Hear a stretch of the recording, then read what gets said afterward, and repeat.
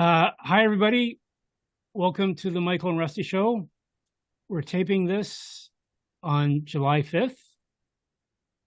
Hi, Michael. Hey, Uncle Russ. On tonight's show, we're going to cover the NHL offseason,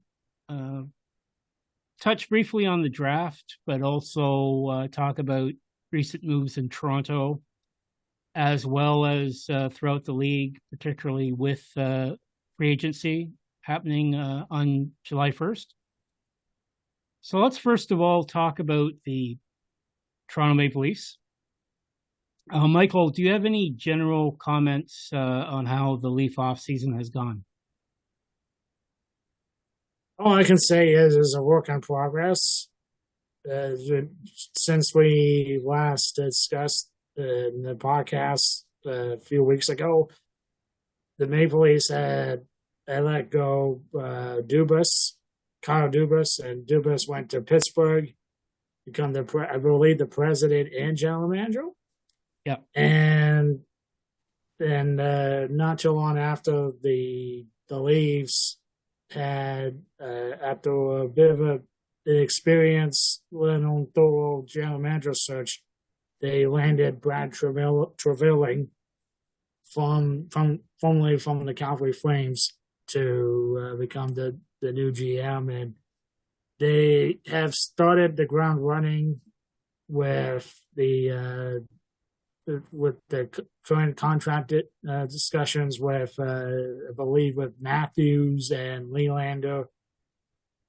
And it's gone to a point that there is a pretty good chance that one of the core four could be walking out before the season started, and it could very well be Nylander.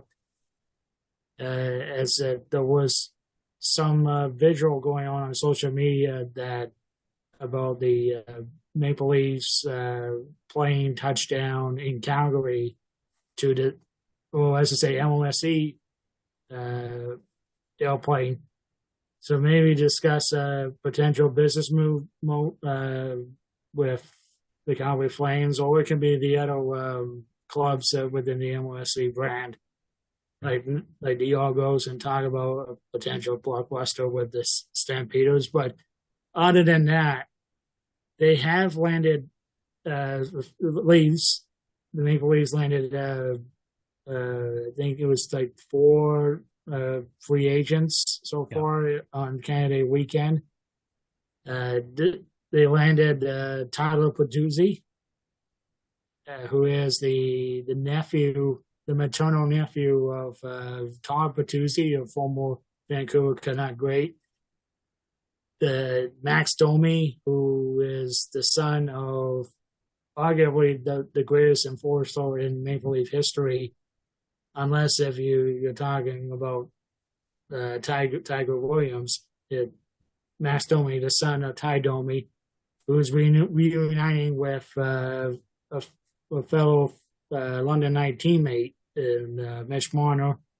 You got Ryan Reeves, who was signed on from, I believe, Minnesota, to be a perennial tough guy for the Leafs. Something that the Leafs hasn't quite perfected the enforcer role for the last little while, and also Matt Murray is likely going to be bought out by the Leafs.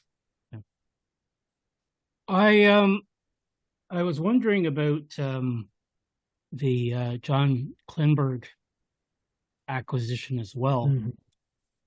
My concern, of course, I'm not a Leaf fan, but my concern was that a lot of potential walked out the door when Michael Bunting left.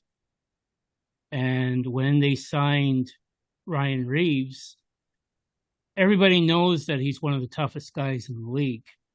But his issue is that he's had no offense for the last couple of years. Mm-hmm. I mean, obviously he can hit, and he will fight if need be, of course. But my question was, like, you're losing a lot of depth scoring in the bottom six, if you just went by the initial purchase of or signing of Reeves. But Klingberg gives them additional puck moving. Certainly, he has a lot of upside when he's healthy. What do you think of the overall complexion of the roster as it stands right now? So I mentioned at the beginning of this episode, it is a work in progress. You don't have, what I mean by you as in the Leafs, they don't have a whole lot of cap space to land some more players to come play for the Leafs, and you got issues in the third and fourth line. Obviously, we mentioned Ryan Reeves. He's the tough guy. He could easily be a fourth liner. He's kind of remind me of a back in the day with the Bulldogs in the OHL. Northern Motor. He's like a Northern Motor kind of guy.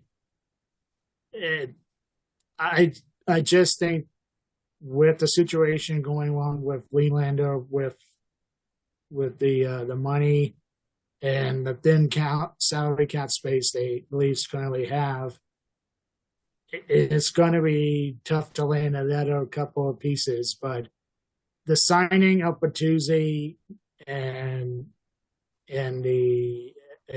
Domi signifies to me that I think the Leafs will be prepared to ship Nylander if a proper trade suitor will be coming.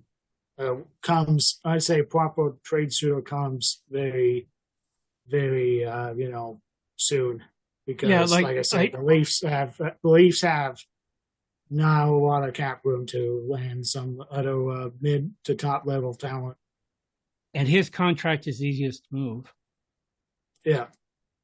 I think you briefly talked about Calgary, because we mentioned on an earlier show that there is a history with Nylander's father, former NHL player, who was with the Flames for many years. Yeah. So it's a possible destination. I'm not exactly sure how much cap room they will have to swing the deal, but I think Nylander's probably the guy that would be moved. What's your take on the Austin Matthews front regarding possibly resigning with the Leafs?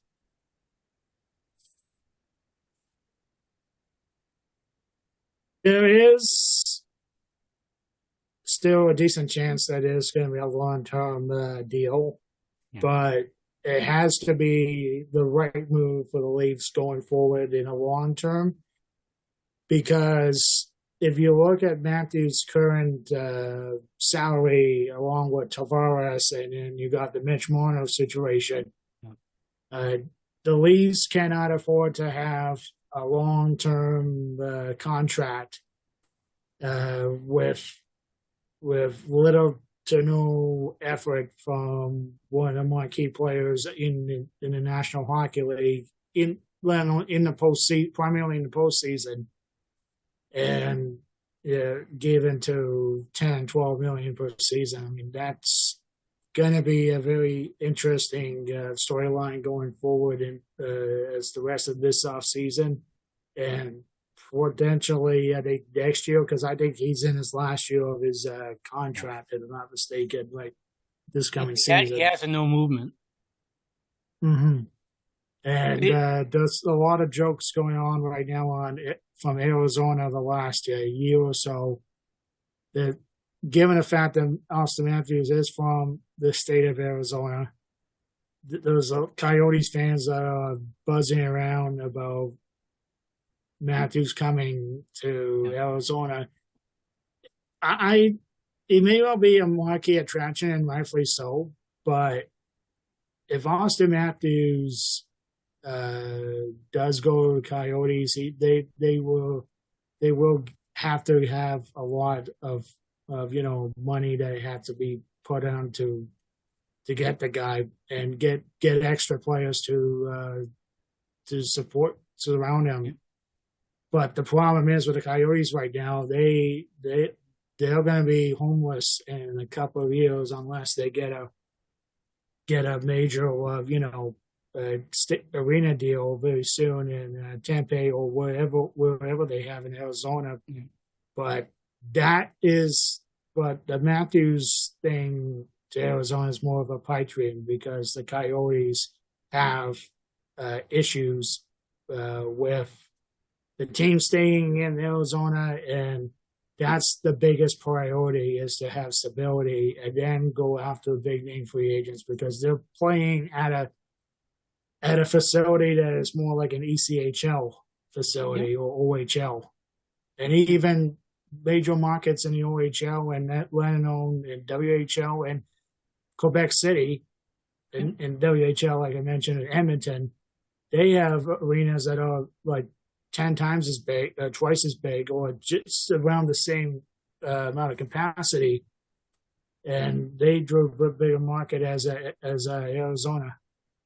Yeah, look, I mean, for me, the Arizona situation, I mean, yeah, there's always a pull of heartstrings, and one wants to, go home and, make a impact for your home team or whatever.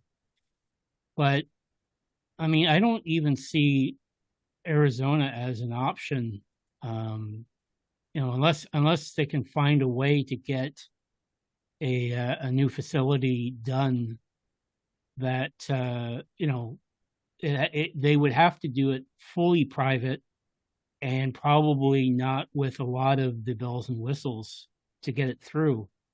I mean, I just think that there's a lot of logistical issues there.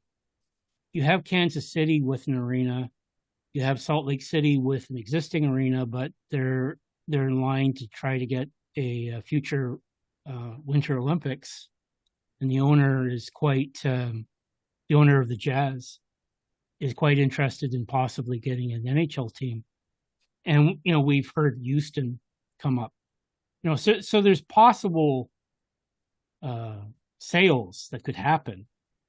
But I think Austin Matthews has to think, like, if I want to win a cup, do I want to be with a franchise that doesn't even have a shovel in the ground for a legacy arena?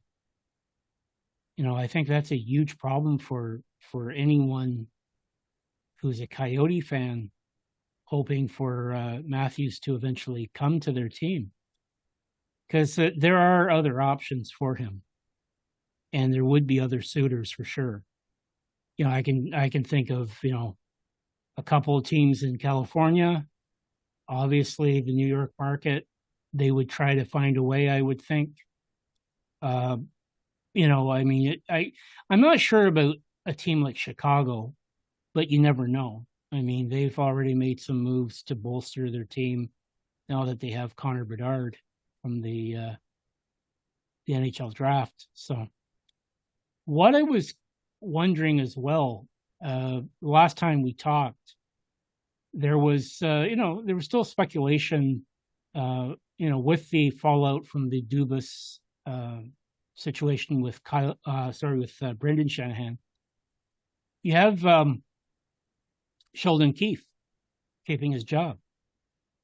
And what were you surprised that was the eventual outcome, knowing that Brad Treliving was coming in? Did you think that there was a chance that he might be replaced? There may be some chance, but given the timeline of the season forthcoming, I think it would be very narrow-minded, if that's the appropriate word to say. Very narrow-minded for the Leafs to seek a new head coach at this time, because you just had a general manager being the replacement of general manager. And of course, you have the free agency and the draft. and you want to have continuity within the organization going into next season. If they would have been having the general manager move back in after the postseason, the playoffs, let alone the Stanley Cup, and or let alone towards the end of the season when if the Leafs would have been a very poor team, then it would have been wise to seek out for a head coach or potential dual role like a Pat Quinn back in the late 90s, early 2000s as the head coach and general manager. But I do commend the Leafs for trying to be seeking continuity and letting know stability and providing reassurance to the fans that the Leafs want to win the cup, and they still believe that Sheldon Keefe is the right man for the job.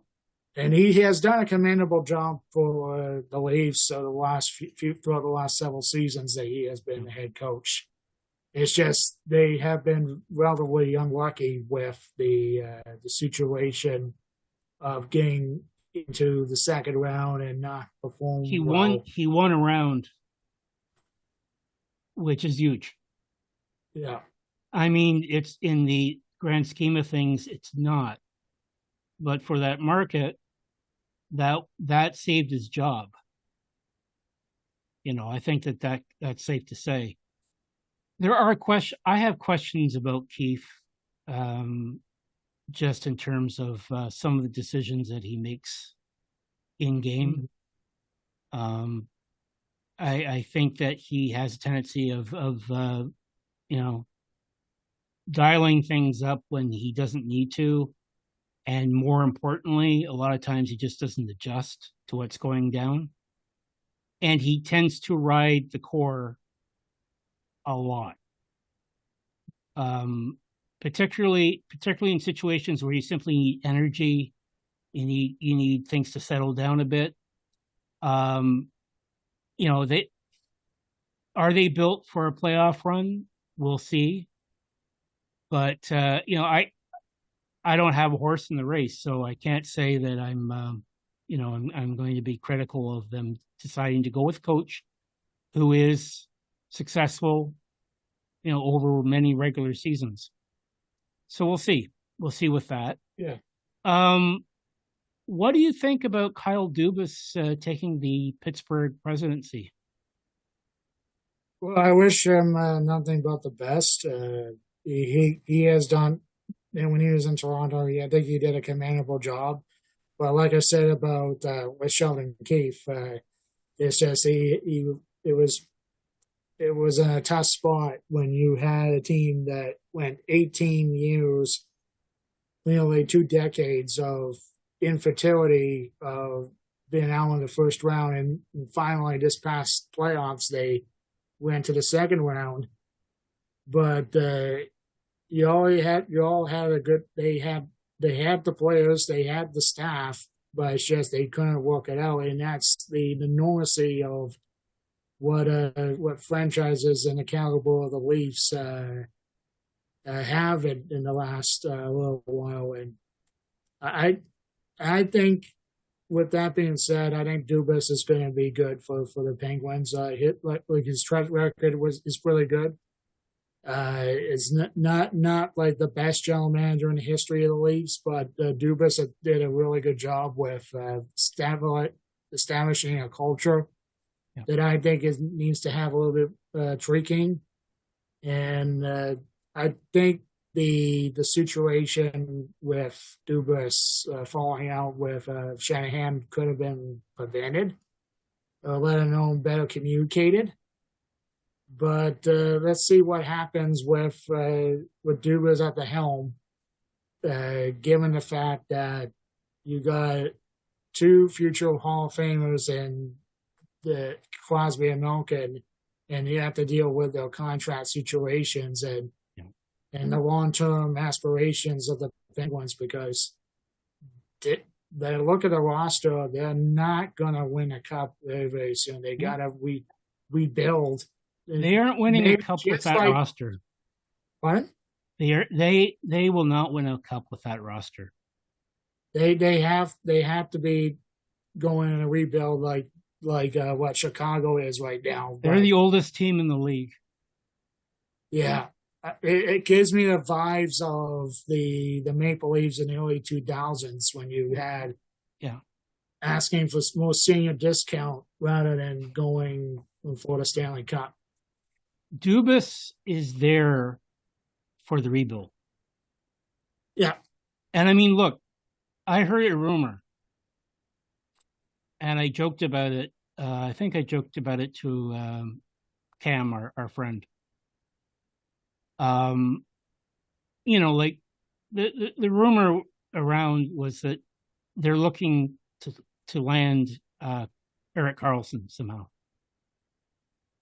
They don't have a lot of cap space. Oh. And there was, I heard that there was like a 6-team scenario, which is absurd. Like, I've heard of 3-team trades. I mean, when Mike Milbury was a general manager, he loved 3-way trades. The NBA, I mean, they've had some crazy ones in the past. Yeah.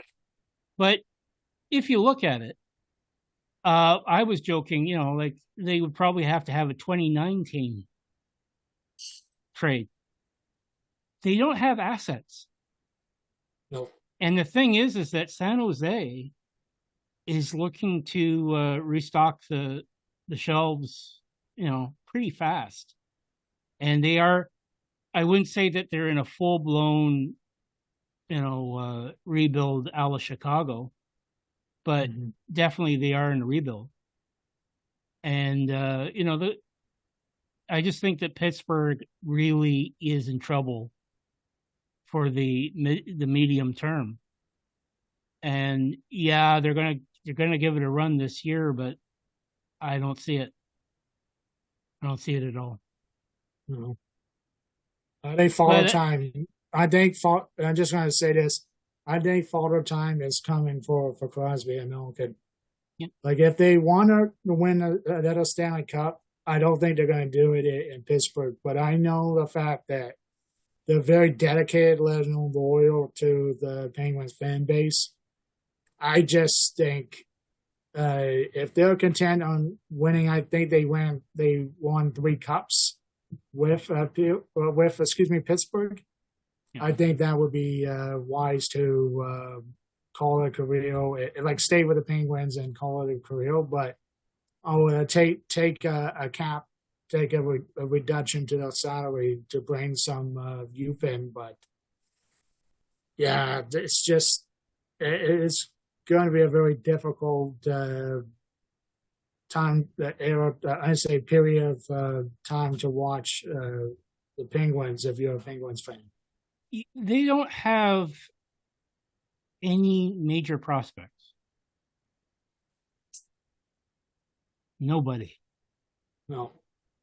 And, like to me, I think Jim Rutherford really ran the ship there about as well as you can expect in terms of maintaining a contender.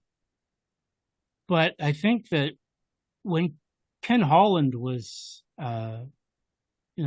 jettisoned in Detroit, effectively, or self-jettisoned, you could still argue that there were people in the pipeline for the Wings.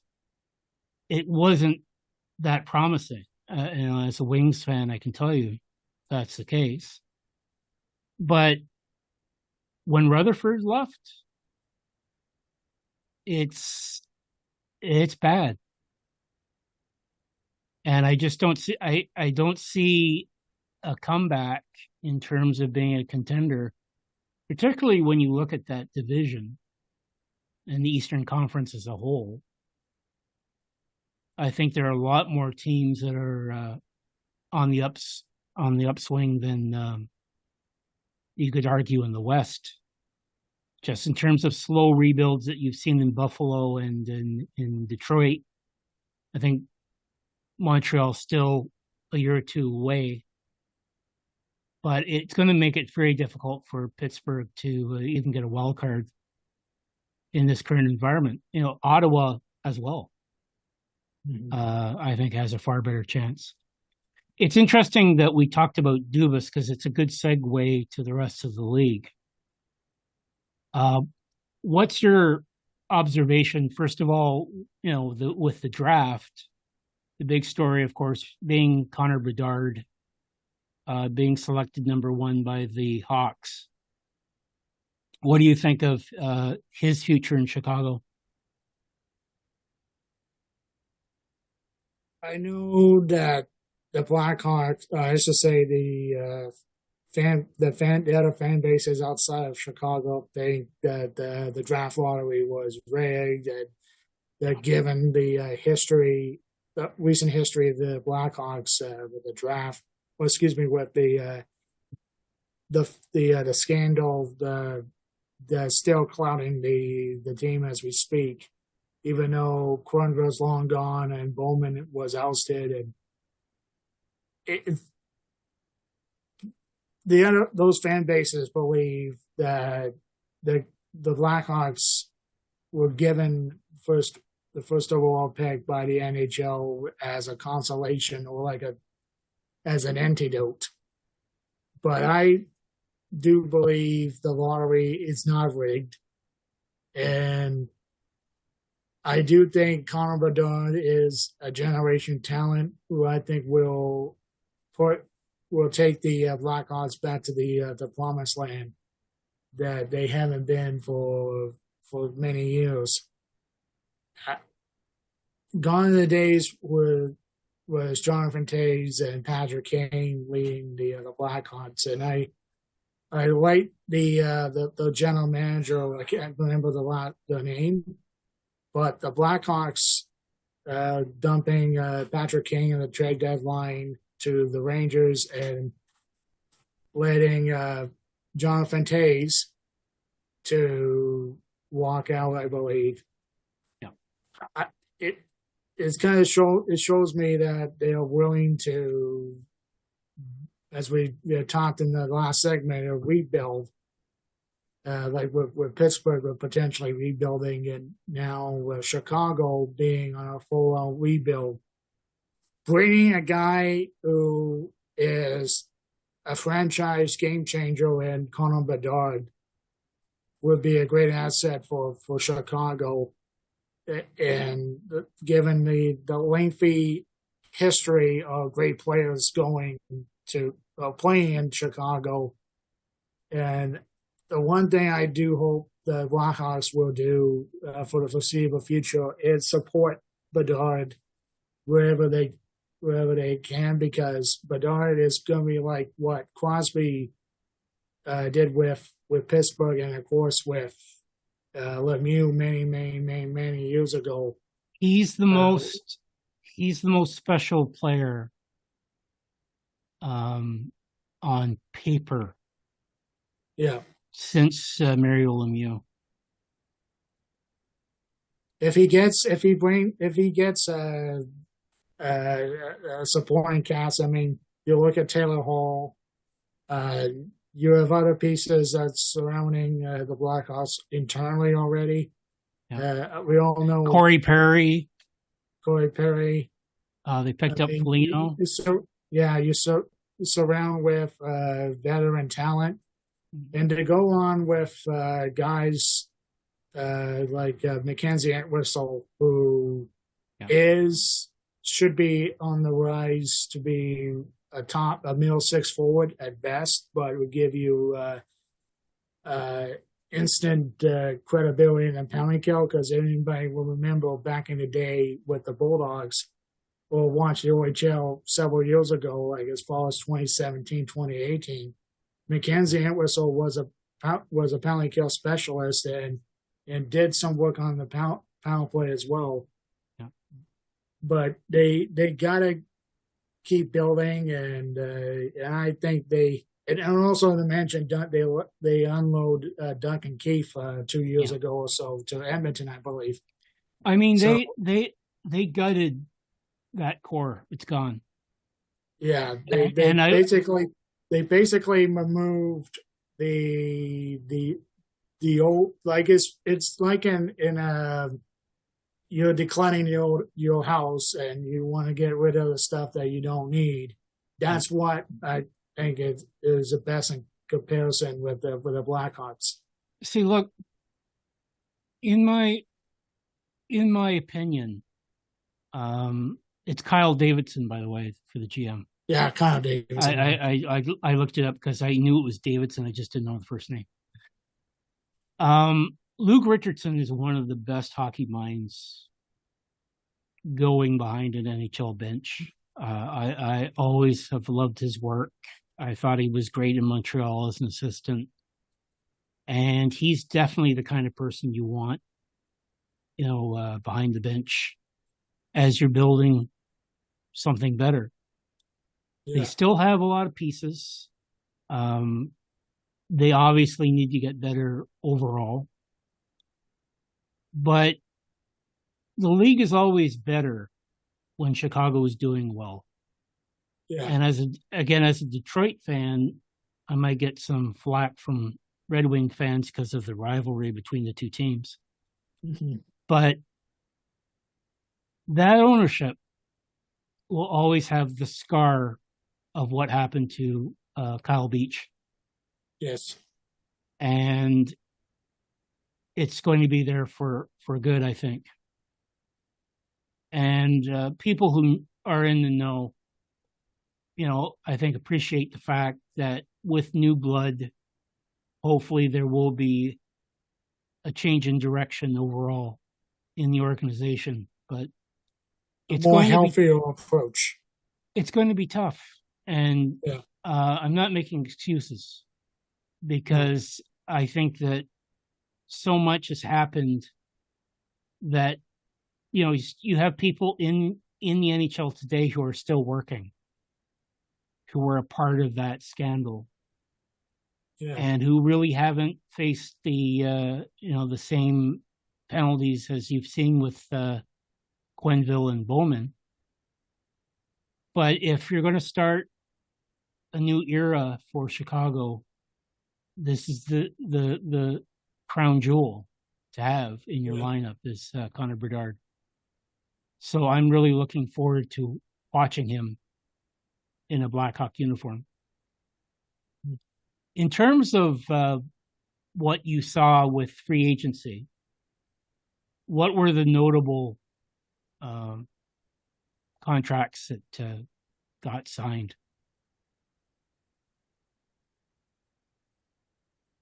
I have a number that we can talk about if you don't have anything on the top of your head. Matt Duchene. Yeah, the Matt Duchene camp has come up with me in my head. I was stunned that he signed for $3 million. Like stunned. He didn't have a great year last year,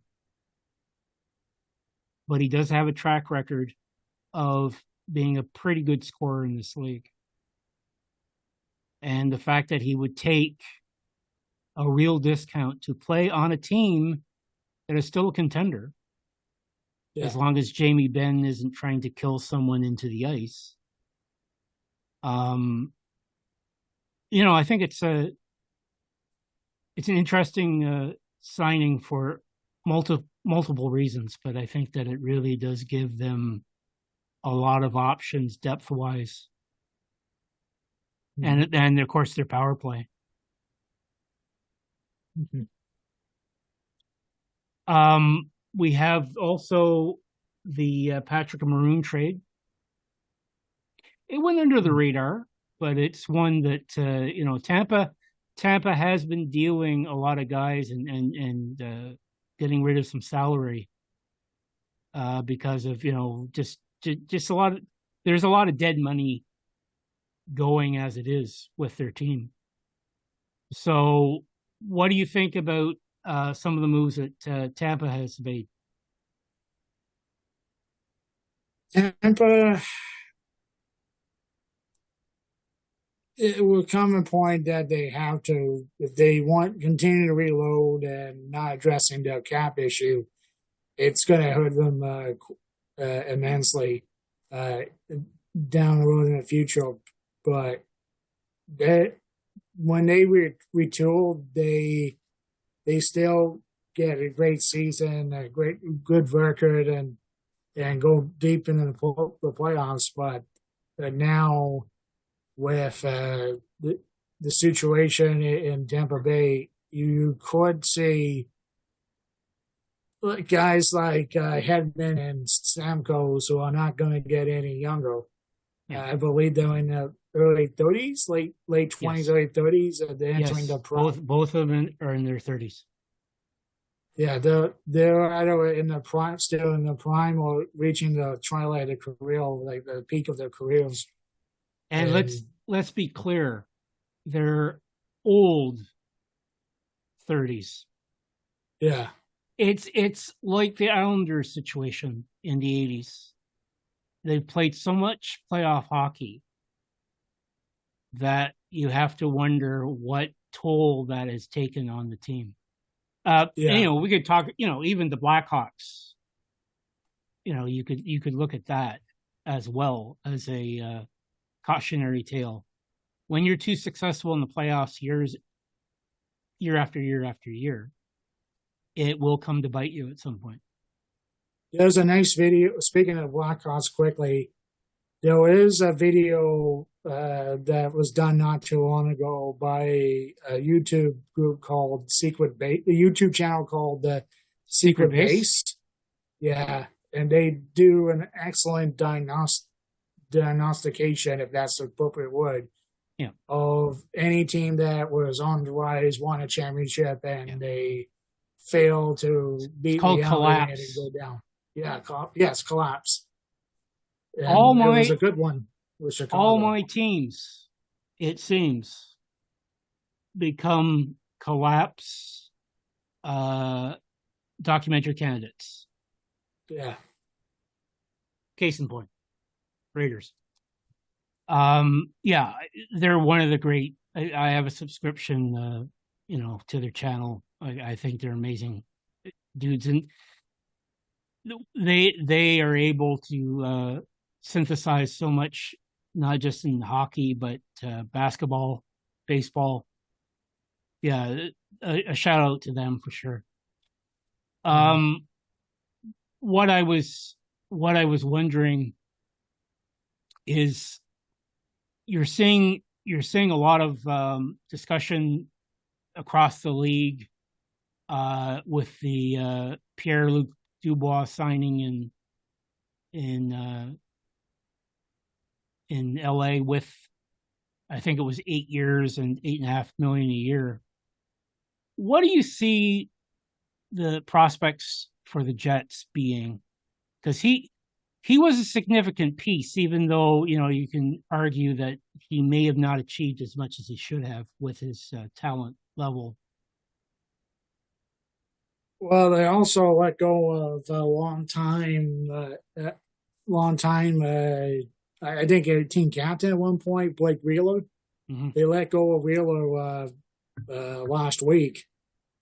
And it's given the recent moves, the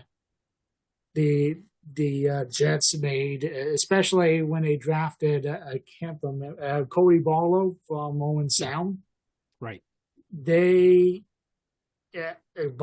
saw Barlow played a couple of times in the last couple of seasons in Hamilton with the Bulldogs, and he is one of very good offensive players in the OHL, if not the best.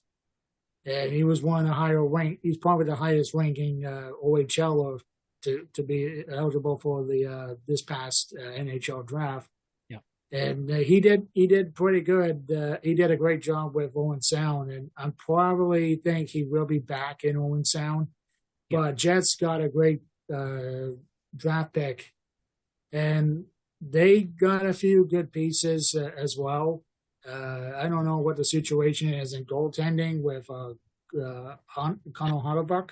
He's as good as gone. Yeah. Uh, They have Brossois.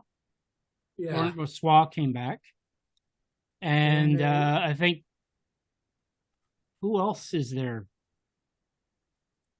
They had Copley, but I'm not sure. I yeah. don't think he's still with them.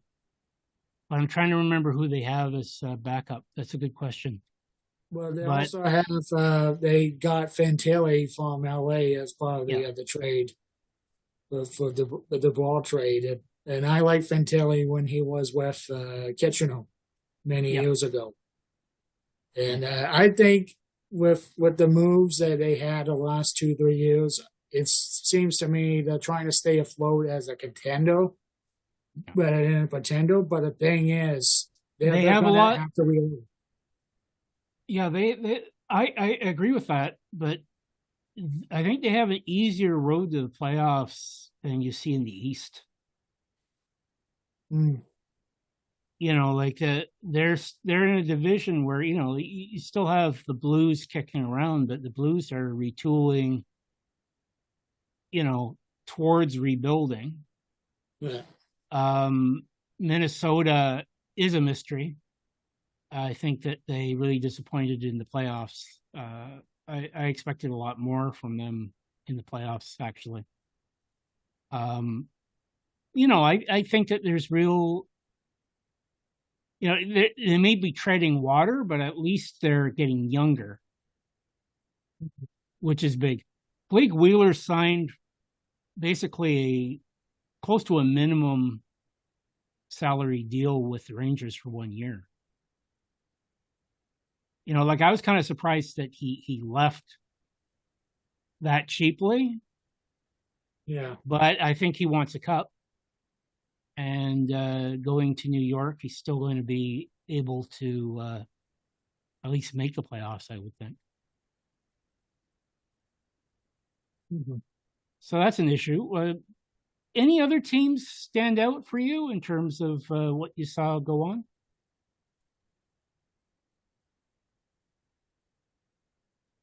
I like Detroit. I thought Detroit made some really good depth signings.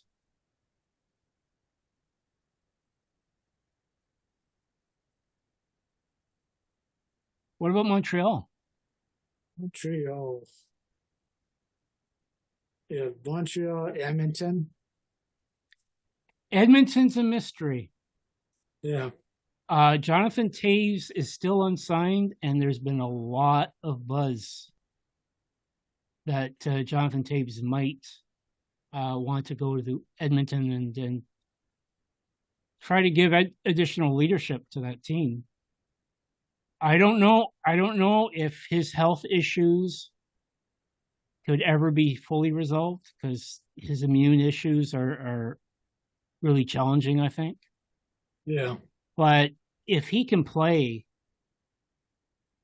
like I don't think they're even expecting him to play a full season by any stretch. But if they can get him to the playoffs and he can have some impact, in their bottom six,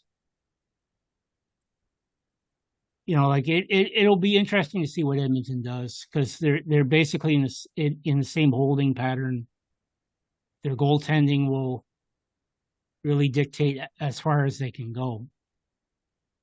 I Yeah. think. Ottawa is in a similar spot. Do you think? Yeah. I think with the Cat, this and given the fact they have a new owner that we are Yeah. very familiar with, most of me like covering and supporting the Bulldogs. Yeah. The Mike Randall being the owner and the uncertainty of Pierre Dorian Yeah. and the staff there, but the Brave Cat situation is really interesting. Ottawa, this is make or break. Yeah. And I'm not talking about the players. I'm talking about Dorian. I'm talking about DJ Smith as coach. Mm-hmm. New ownership. I don't think that there's going to be much patience if they don't show that they're playoff ready. Mm-hmm. I personally give Detroit and Buffalo a better shot at making the playoffs than Ottawa. But, I think Ottawa on paper, there's no reason why they can't make a jump. So, I think the that division is going to be an absolute killer this year. It's one of the reasons why I think Montreal is still a year or two away. I just don't see Montreal making up the ground that's going to be necessary. Do you expect Boston to have a major fallout? I think they're going to have a very, very much of a down year, especially after what happened this past season with a remarkable showing the regular season and a complete utter collapse in the 7-game series against Florida. It would be interesting to see what they do with Patrice Bergeron. Is he going to stay, or is he going to retire, or let him go to a David different team? Krejci. Brad Marchand, by some degree. I mean, they're not going to get any younger. It's like Pittsburgh. They're going to retool from time to time, but I think they could be in a situation they have to rebuild in the newer team. They have more base talent throughout their lineup than Pittsburgh at the moment.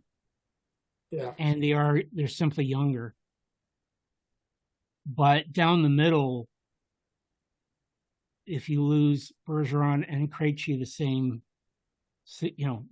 offseason, it's going to be a huge challenge for them. And I think that they're right for at least not repeating as division champs. Certainly not winning the President's Trophy. And I think that there is an opening for Detroit and Buffalo to emerge in that division. Tampa Bay. I remember the second, like in the trade deadline, there were I see Buffalo fans on social media saying, "Oh, we're gonna just give me the same old Sabres. They're gonna be crashing." They had a great finish to the season, and they came within a few points short of the last playoff spot. And the sky's the limit for the Sabres if they continue to build. Levy looks really interesting as the next goalie. Luukkonen is, like he if he hits his potential, I think he would be the starter. But they're not going to win with Anderson. I think Anderson's good as gone. Yeah, he's done. I really think that there's a lot of good reasons. Owen Power and just the rise of Dahlin on defense as well. Tage Thompson.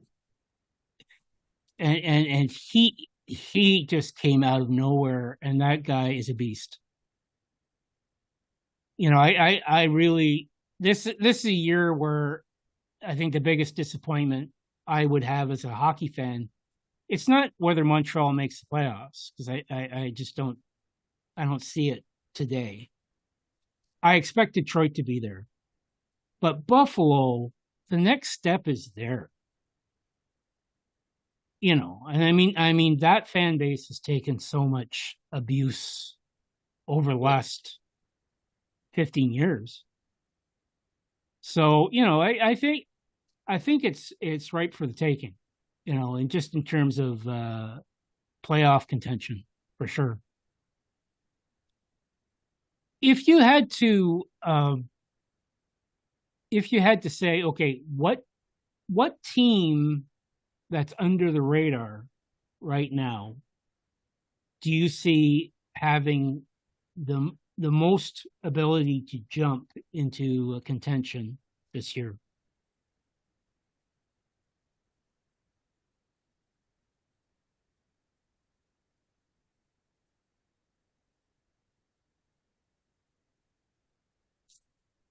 That is a pretty good question. Yeah. I mean, I know I'm putting you on the spot, but just from what our discussions right now. I would say if the pieces are there, and if the brain cat does come back with the Senators and with the talent they have with Kachuk and Stutzel amongst others,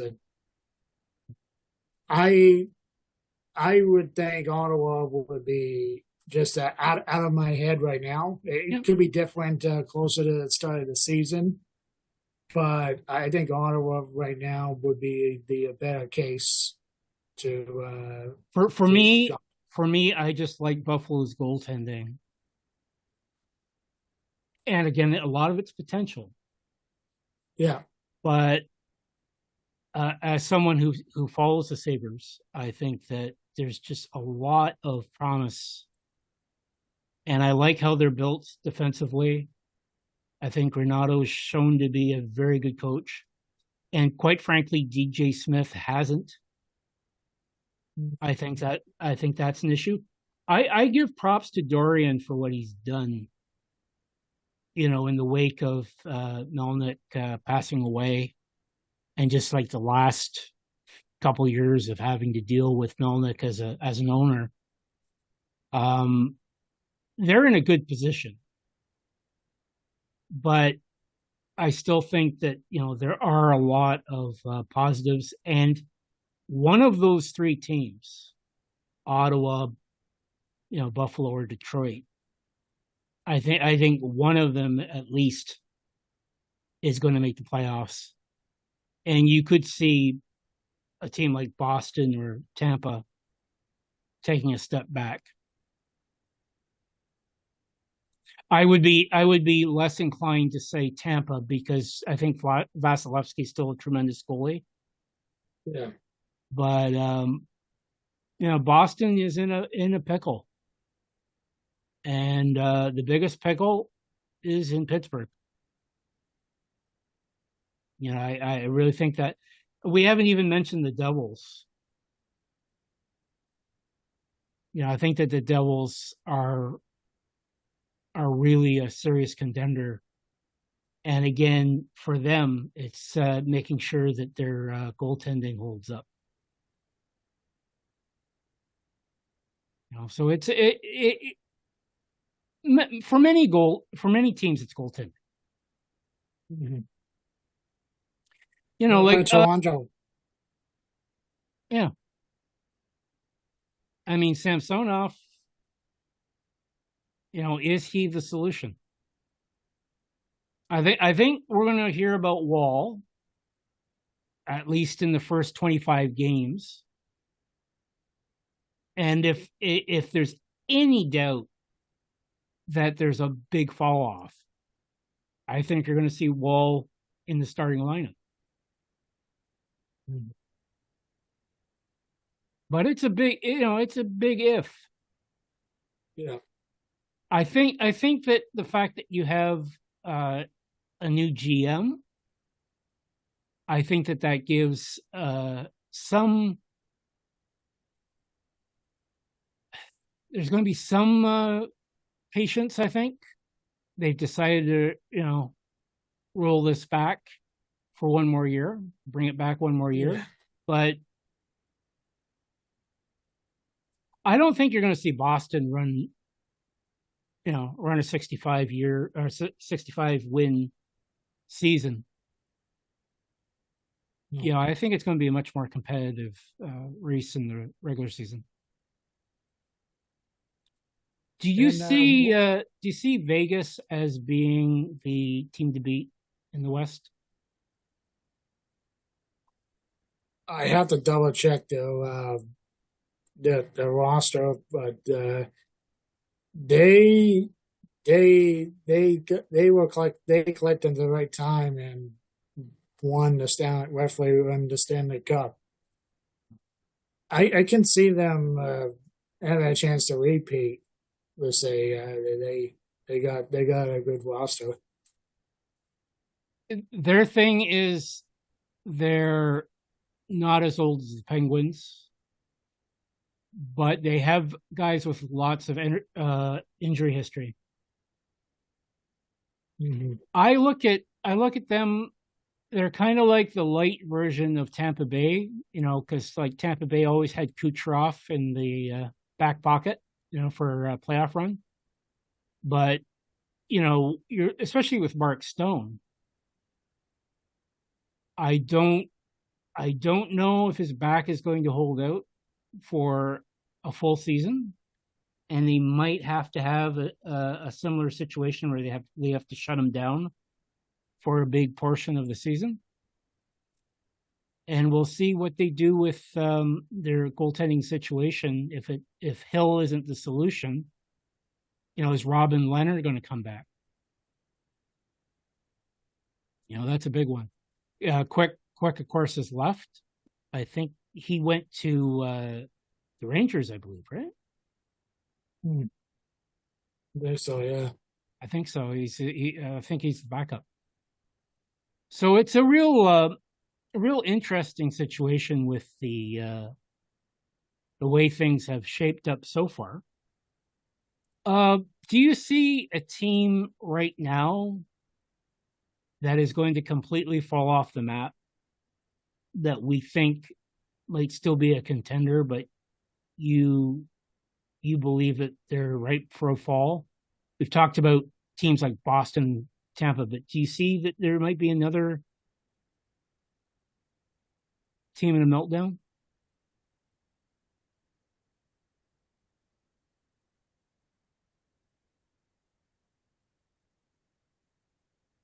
I'm asking good questions today, I think.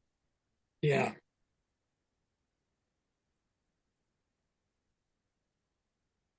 It, my guess is also come down to goaltending and see if the defense holds up. If Morgan, I'm getting to a point now as a Leafs fan that is a do or die. But if this is just out of my mind, right? That I think this is a make or break year for the Leafs. Yeah. And I know it's the same old adage for the last generation or so, but if they can't win with this core, especially with Nylander, Matthews, and Tavares, and of course you got Morgan Riley as well. Yeah, they have given up star power, and unfortunately, with the situation with Mudson,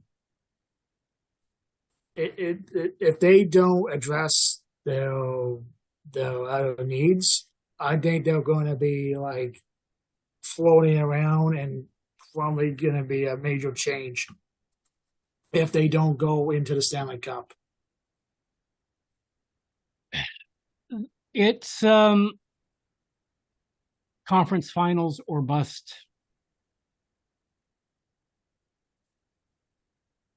And I wasn't thinking you would say Toronto, but I'm pleasantly surprised. Because I think that for a Leaf fan to admit that, I mean, it's still, it's still the off season, right? Yeah. But I think it's a realistic view of the situation. Yeah.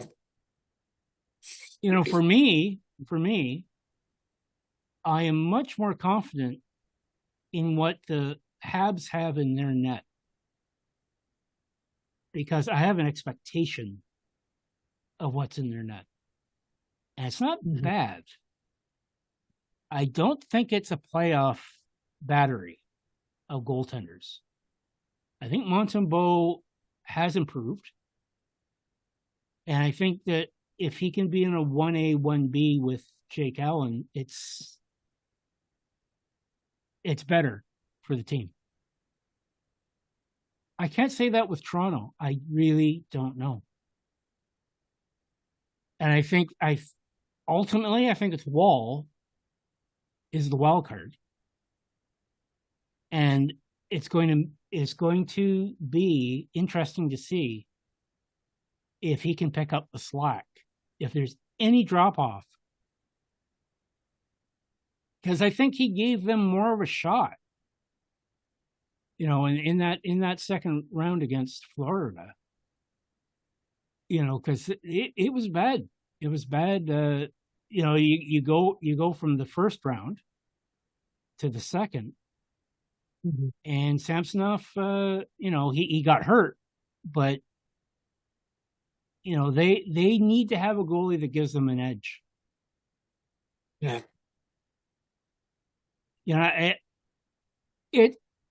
Edmonton is in the same boat. I think Skinner had his moments against Vegas, and you really wonder, there are a lot of teams in the NHL that have good goaltending, but they don't have the core around them to make that push to win. Yeah. And then you have teams that are totally the opposite.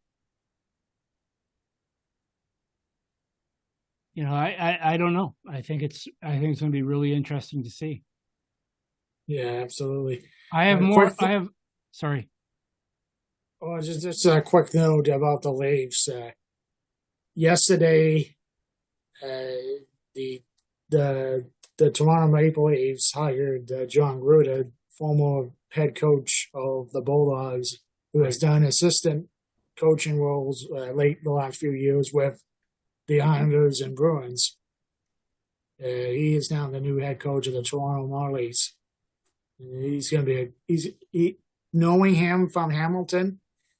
He's going to be really good for the Marlies, especially the last few years. The Marlies I've seen from time to time in the AHL. They were one of the contending teams for the Calder Cup, but they got ousted by Rochester in the division final this past postseason, and it's just it's great to have a really good coach that has a great hockey mind and a proven track record.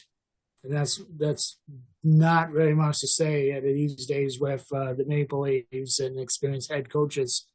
And that's not a knock on Sheldon Keefe. It's just you need to have stability within the organization and the pipeline. And this could potentially signal Keefe being a hot seat because, with Gruden, if he has great success and if Keefe struggles out of the gate, or I would say give Keefe 1 year, but if they don't go to the conference final or a Stanley Cup, I think you could look at Gruden replacing him, because they have done this similar thing before with Paul Maurice when he was the Marlies head coach many moons ago. I can't remember who it was. And he's the good John Gruden. Yeah, the good one, yeah. I can say that. He's John, by the way. He's not Jon. Yeah, that's right. But that guy has always struck me to be really solid in terms of defensive systems. He seems to have, like you said, he seems to have the ear of the younger players. And there's no reason why he couldn't come up if need be and take over from Keefe on an interim basis. I don't expect Toronto to fall off the map in the regular season. I'm not saying that they're going to fall off the map. It's just if it's conference final or Stanley Cup, if they don't make it that far, I think you could consider Keefe. Yeah, I think Toronto is a playoff team. Yes. But again, they're in the same predicament that they were before. And I'm really going to be interested to see if they do move Nylander, what are they going to get? Mm-hmm. Or Nylander, I should say. Another example of Maple Leaf coaches with getting head coaches from the farm system. Yeah, Sean and Keith was a head coach of the Marlies before, like several seasons ago, before replacing Babcock. So that's another example. Like the Leafs, from a coaching standpoint, they have a good coaching pipeline. It's a matter of, given the significance of the franchise going on right now, especially the last several years, it's Stanley Cup or bust. And like I said, if Keith doesn't get the job done with the Leafs by at least minimum standard conference final, he's going to be good as gone, and you can give Gruden an opportunity. Like he has experience. Gruden has experience as an NHL coach, be it as associate, but it's not like a head coach as of yet. Yeah. You mentioned the B word, Babcock. Yeah. He's back, albeit in Columbus. Your thoughts?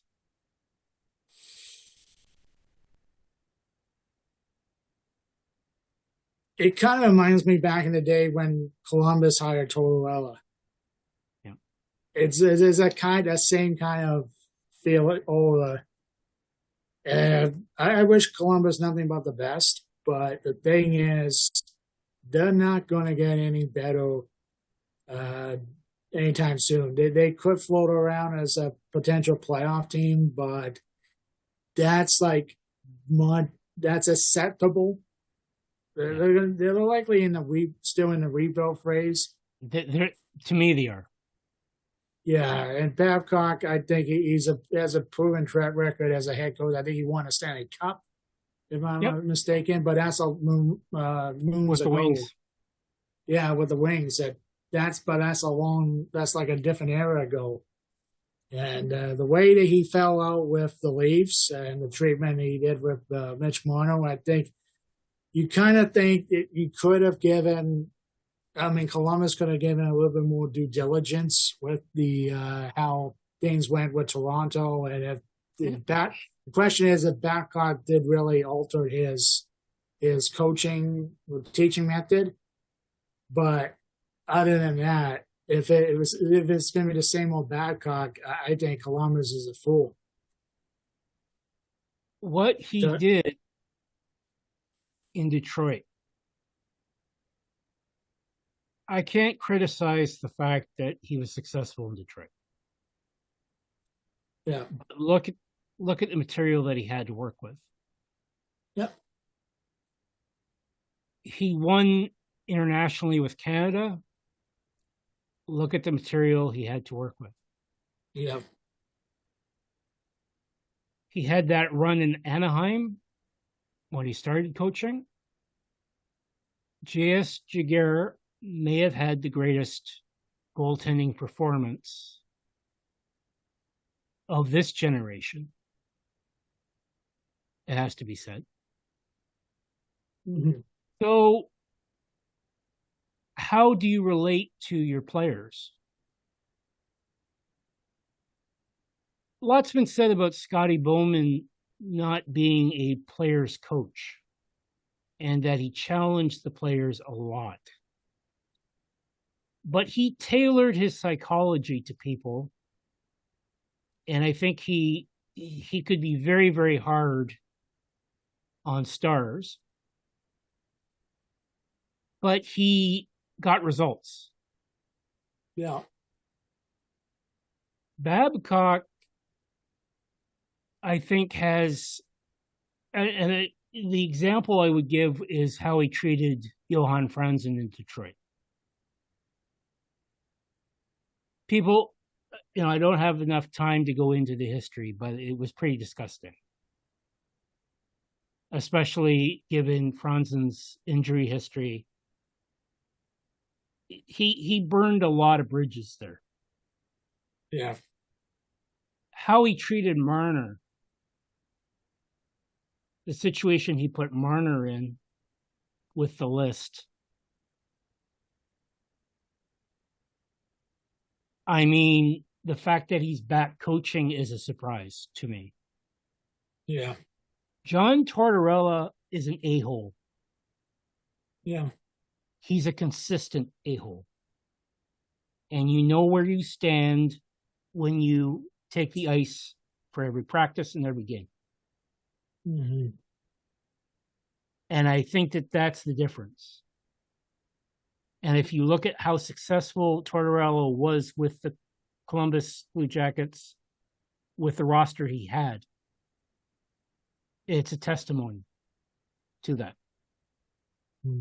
And I mean, I still love the idea of him coaching the Flyers, even though the Flyers haven't been that good. Because he brings an edge to the proceedings. Mm-hmm. I am really curious, though, about Columbus choosing Babcock. We'll see how it goes. I have no doubt in my mind they're nowhere near the playoffs. No. And I mean, Elvis Lurkins has fallen right off the map. So I really don't know if he's a starting goalie anymore. But we will see. Yeah. We'll see how that goes. Do you have any other last comments about the state of the NHL and what you see happening in at least the early part of next year, this coming season? Not that I know of, but I'm intrigued about the Ottawa Senators situation and how they are going to look like in 1 year from now once Michael Enlile has the full understanding, the complete understanding of what the organization is. Because there's rumors going around when Enlile was in the running, Atlanta won the right to own the Senators. And that's, of course, it's pending.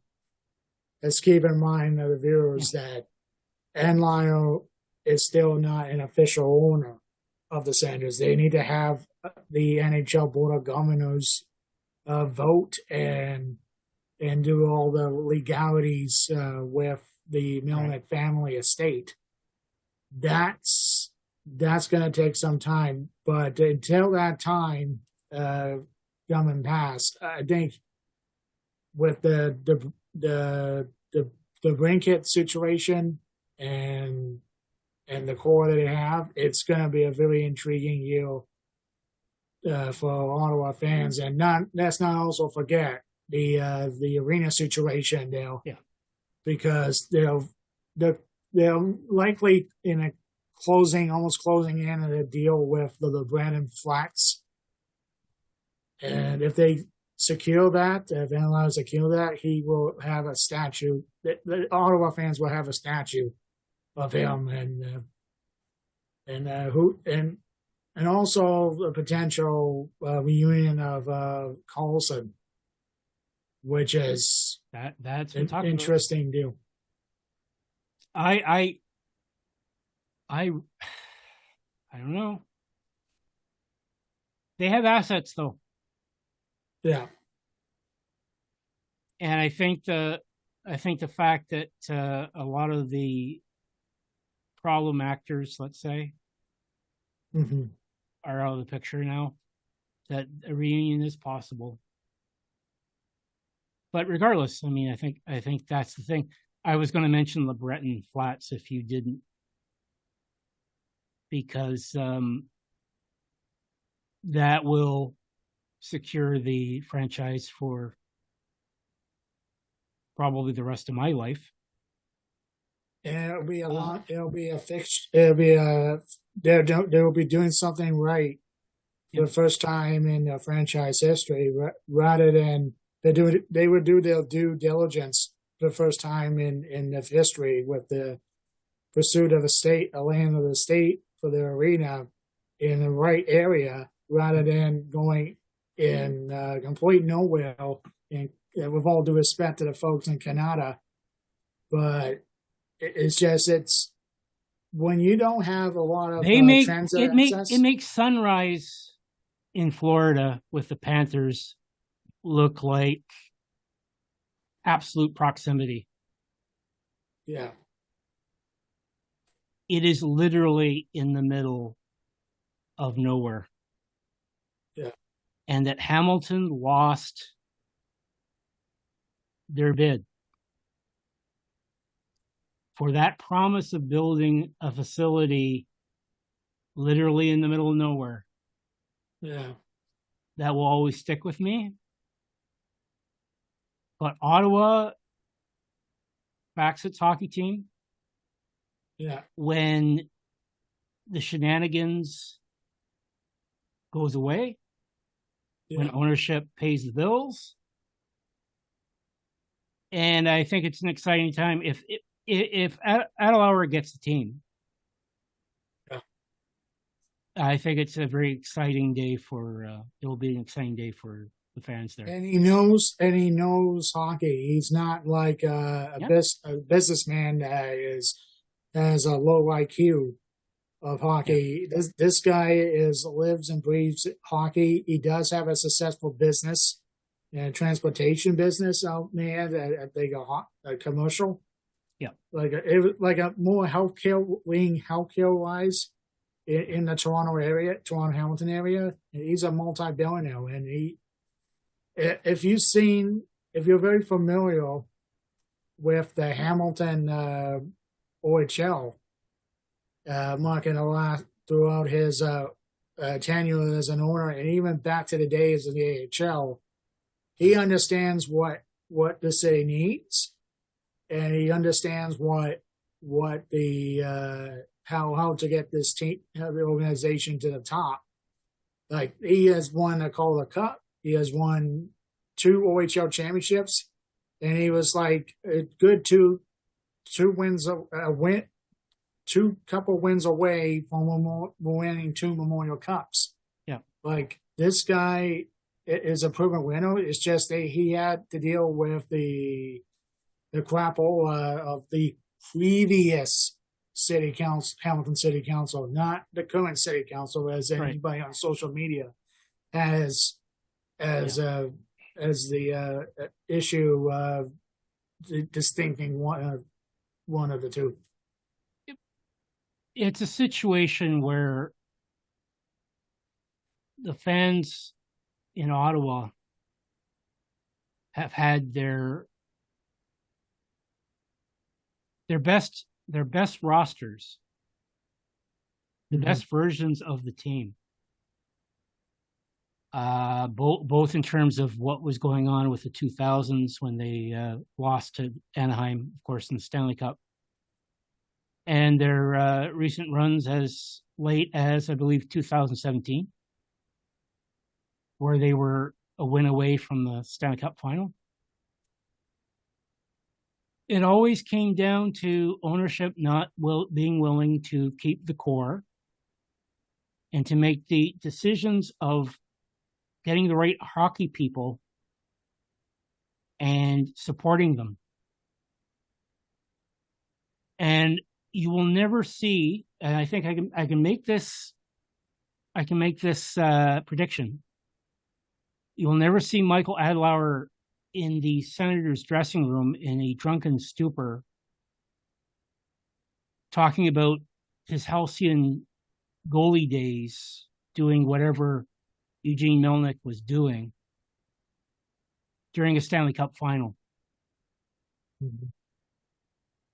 I don't expect there to be as many embarrassments in the hockey side. No. And the fans in Ottawa deserve that. You can say what you want about the Canadians. They made some really questionable moves, I think, with Bergevin. Yeah. But the one thing you want is an ownership that you can respect. At least in terms that they don't do stupid things and then lie about it. Yeah. And I think that in many cases, there are teams that are on the precipice of something special. And we've talked about the 3 teams in the Atlantic Division that, are going to be on the upswing. I really do think Montreal is going to close the gap quite a bit. I don't think they're going to make the playoffs, but I think that there's a lot to be excited about. It'll be interesting to see how Vancouver does. They still have a cap issue, I think. Calgary, if they bounce back, it'll be good, but I think Markstrom is a big question mark. I think it's going to be an interesting season. I think it's going to be wider open than previously. I think Vegas is certainly in the mix. They simply have too much depth on paper, and they've had a successful run. So the chances of repeating are always there. But I still think that Toronto is the most fascinating storyline, and I know you as a Leaf fan, you're going to be certainly up to talking about it as we move forward. But I thank you for your time again, as always, Michael. Thank you for having me again, Uncle Russ. And we're going to have probably a show in the next little while on what's been going on with the CFL, our comments on the season to date, and what we can see happening in terms of changes for teams. There's already unrest, of course, in Hamilton. Yeah, Hamilton. And we'll talk about the CFL on our next show. But until next time, thanks again, and we'll talk to you soon. Bye now.